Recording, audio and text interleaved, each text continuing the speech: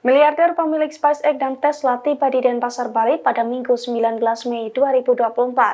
Dalam kehadirannya kali ini, Elon Musk bersiap untuk meresmikan layanan internet Starlink di daerah pelosok Indonesia. Elon Musk bahkan mengikuti langsung uji coba layanan Starlink yang telah dipasang di Bali.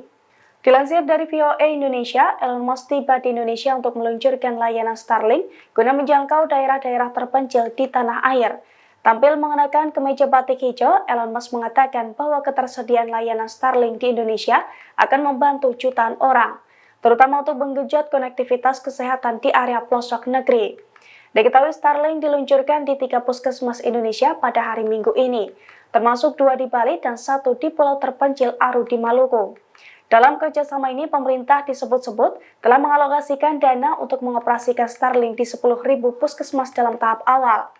Menurut Menkominfo, sejatinya Starlink telah beroperasi secara komersial.